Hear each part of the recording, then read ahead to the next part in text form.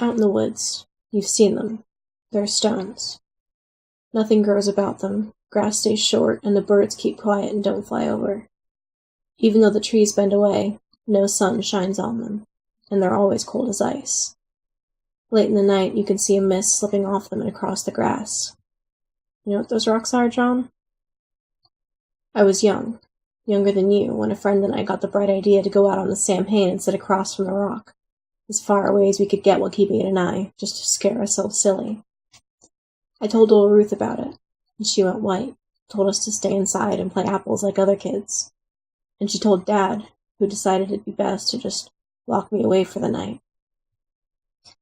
Now my friend, he decided to go without me, since he was smart enough not to tell his own fucking granny about it. That night, I woke up to something banging on the window. I figured it was just a storm, as my brother and I lived on the second story, when I looked over and saw my brother gone white and shaking himself out of the bed, his eyes locked on the window across the room. I looked over, and I'd kill you if you call me a liar. There was my friend's face outside. But it was all wrong, you see. He looked cold and wet. His skin seemed to be folding in all the wrong places, and even though I could see his mouth moving, not a noise was being made other than his hands slapping against the panes. Even though I couldn't hear him, I knew what he wanted. He wanted me to open the damn window. I ain't a fool, and neither was my brother, but we weren't brave either. So the two of us just sat there, still, while my friend got more and more frantic, his face getting more and more warped until it was twisted like a demon. His eyebrows all pulled up, his lips curled back to show his teeth. And he was gone as fast as he showed up.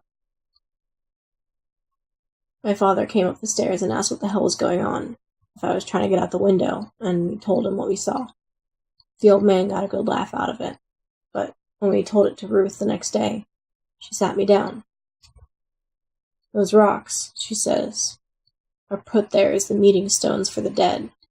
Not the good dead either, but the dead things that aren't human. Dead things that never got the chance to live, so twisted and broken that no body can carry them for long. So they're forced to live in that stone.